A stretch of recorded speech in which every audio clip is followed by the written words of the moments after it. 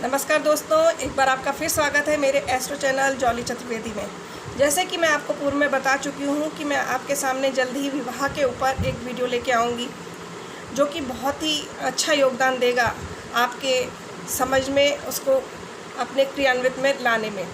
अब आप देखिए कि हम लोग क्या है कि जन्म पत्री मिलवाते हैं, उसमें भ्रकुट मिलान होते हैं, मेनली आपके अष्टकूट मिलान होता है और पंडित कह देता है कि हाँ जन्म नक्षत्र बहुत अच्छे मिल गए हैं, गुण आपस में बहुत मिल गए हैं, आप विवाह करवा दीजिए। और हम करवा भी देते हैं। और कई बार हम खुद, और आजकल तो कंप्यूटर चल गया है, मोबाइल चल गया है, और कई बार तो हम खुद ही मिला बैठते हैं और हम ये नहीं समझते कि उसमें कई माइनस पॉइंट होते हैं जिसको कि हमारा जो कंप्यूटर है या हमारा लैपटॉप है, मोबाइल है, वो केवल गणित की कुछ खानों को भर के उनको कर लेता है और हम चीज़ को समझा नहीं पाता, और वो वैसे ही आंकड़े प्रस्तुत करके रिज़ल्ट दे देता है जो कि वो सही नहीं होते हैं। तो मेरा ये मानना है कि एक बार आप किसी अच्छे पंडित को ज़रूर मिलवानी चाहिए, खुद ही मिलाना नहीं चाहिए। ठीक है, ये तो मेरा एक पॉइंट था। लेकिन मैं आपका मेन जो मेरा मकसद है वीडियो का, वो बताने के लिए आपके सामने जो प्रस्तुत हो रही हूँ, वो मैं बताना चाह रही हूँ कि गुण मिलने के बावजूद भी जब हमारे आपस में मन मुटाव रहता है, अपनी म्यूचुअल अंडरस्टैंडिंग अच्छी नहीं रह पाती, हम कहते हैं कि सब कुछ गुण भी अच्छे मिले थे, सब कुछ अच्छा था, फिर ये ऐसा क्यों है, इस तरह से क्यों इस तरह का व्यवहार है, पंडित जी ने क्या सही नहीं मिलाई, तो बात वो नहीं होती।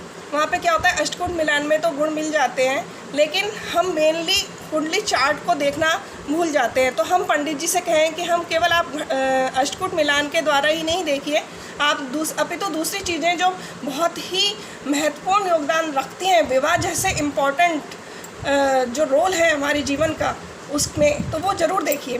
तो आइए दोस्तों, मैं आपको वही समझाने जा रही हूँ कि वो क्या चीज़ें हैं जो हमारे कुंडली चार्ट में बहुत इम्पॉर्टेंट हैं और नवांश चार्ट में बहुत इम्पॉर्टेंट हैं, जिन्हें देखना बहुत ज़रूरी है।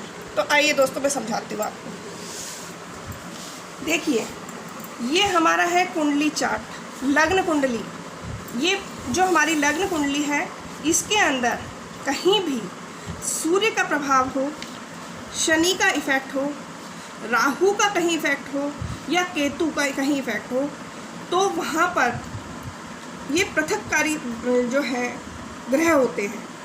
पृथककारी ग्रह होने के कारण इनकी हमेशा आदत रहती है कि अपना ही वर्चस्व चलाने की, अपने आगे आप किसी और की नहीं सुनने की।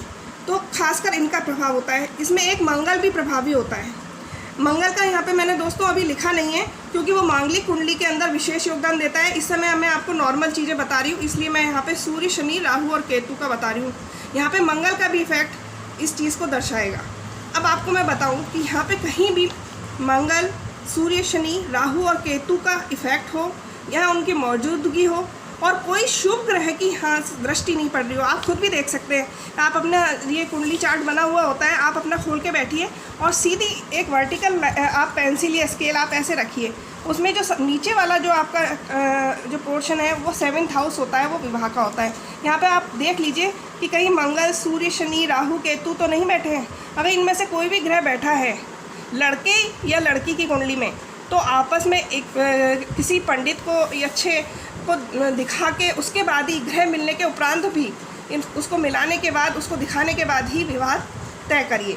अच्छा, इसके अलावा यहाँ पे नहीं भी बैठे हो तो यहाँ पे कहीं बैठे हैं, जैसे शनि बैठा है तो शनि की पूर्ण दृष्टि तीसरी यहाँ पर आएगी, या शनि यहाँ बैठा हो तो यहाँ से शनि की पूर्ण दृष्टि ये 7th हाउस यानी विवाह के घर पे आएगी।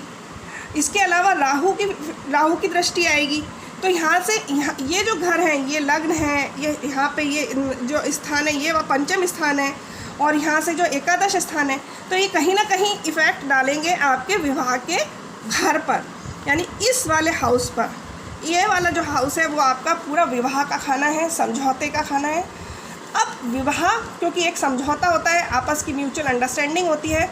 और ये आपको एक बात बताऊं दोस्तों, सबसे इम्पॉर्टेंट जो अभी तक किसी ने नहीं बताई होगी, जो ये विवाह का खाना है आपके, ये आपका भाग्य स्थान होता है। इससे आप अगर वर्टिकल ऐसे करेंगे हॉरिजेंटल स्केल को, तो ये जो खाना यहाँ पे आएगा, ये विवाह से, ये आपके भाग्य से 11th यानी भाग्य का लाभ, यानी आपके भाग्य का लाभ आपने पूर्व जन्म में अच्छे कर्म किए तो आपका जीवन साथी आपको किस तरह का मिलता है, और आपने पूर्व जन्म में किस तरह से अच्छे कर्म किए हैं तो कैसा मिलता है और गलत कर्म किए हैं तो कैसा मिलता है, ये आपको रिज़ल्ट वहीं पर फाइंड आउट हो जाता है। क्योंकि ये आपके 9वें खाने यानी कि आपके पूर्व जन्म के खाने से 11th हाउस पड़ता है। 11th हाउस हमको उसका लाभ बताता है, भाग्य का हमको क्या लाभ मिला या नहीं मिला।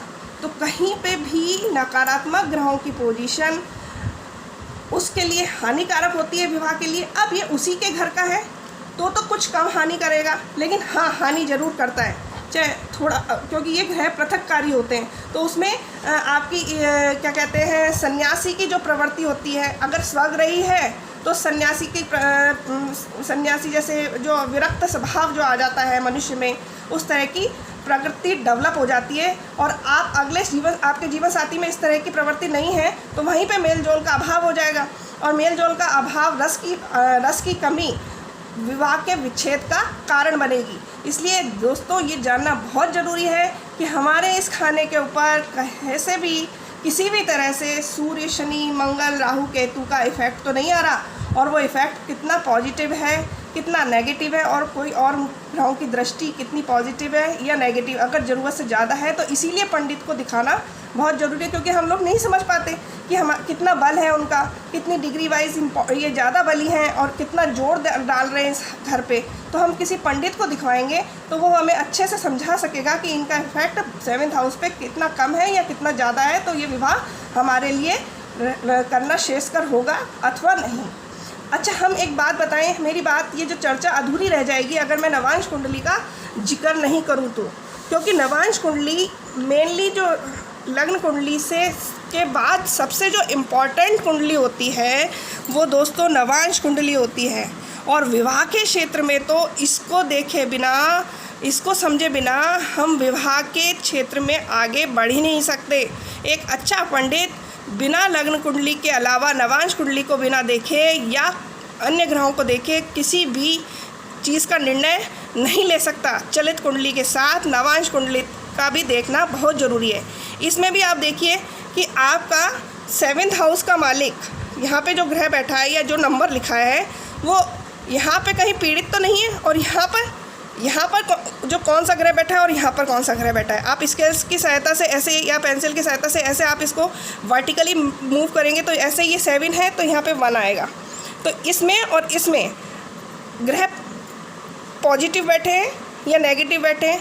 अगर इसमें मान लो नेगेटिव हैं और इसमें पॉजिटिव हो गए तो भी हमारी को सकारात्मक पॉजिटिव पॉइंट ज़्यादा हो जाएंगे, क्योंकि लग्न कुंडली के बाद नवांश कुंडली की बहुत अधिक महत्ता है। इसलिए लगन कुंडली में अगर कोई ग्रह खराब भी है और वो नवांश कुंडली में अच्छा हो गया है तो गाड़ी पटरी पे आ जाएगी और आपकी गृहस्थी अच्छे से चलने लग जाएगी। तो इस पे भी अगर कोई यहाँ पे भी विवाह का कारक ग्रह यहाँ पे अगर पॉजिटिव में हो गया है, यहाँ पे कहीं अच्छे में हो गया है, तो हम उस चीज़ को कह सकते हैं कि हाँ, आगे का जीवन आपका कुछ समय आपका ख़राब हो सकता है, लेकिन आगे का जीवन आपका अच्छे गुजरने की पूरी संभावना है। तो इस चीज़ का विवेचन हर एक पंडित नहीं करता, हालांकि एक समझदार पंडित इसको एक नज़र में समझ सकता है। तो मैं ये चाहती हूँ कि आप जब भी विवाह करें तो ये मोटी एक बात आप कुंडली मिलाते समय उसको एक पंडित को ज़रूर दिखवाएं। गुण मिलाते समय पंडित से केवल अपने आप ही ना गुण मिलाएं और एक पंडित को ज़रूर मिलवाएं, जिससे कि आप अपने के जो अनसुलझे पहलू हैं उनको अच्छे से समझ सकेंगे और आप सही तथ्यों पर पहुंचकर एक अच्छे विवाह को अंजाम दे सकेंगे। तो मेरा ये उद्देश्य जो विवाह पर वीडियो बनाने का था वो यही, इसका मेन उद्देश्य था कि आपको ये इन सब के बारे में थोड़ा सा बारीकी से समझाऊं और आगे अपनी चर्चा को यहीं पे ख़त्म करते हुए अन्य टॉपिक में विवाह के मैं आपके सामने लेके और प्रस्तुत होंगी, जिससे आप इसको और बारीकी से खुद आप अपने द्वारा खुद समझ सकें। इसलिए दोस्तों आप मेरे इस वीडियो को देखते रहिए और इसको लाइक शेयर कीजिए, सब्सक्राइब कीजिए। धन्यवाद दोस्तों। जैसा कि मैं आपको बता चुकी हूँ, मेरा नंबर 8103280500 है। इस पर अगर कोई भी आपको दुविधा होती है तो आप मेरे से कांटेक्ट कर सकते हैं। नमस्कार दोस्तों।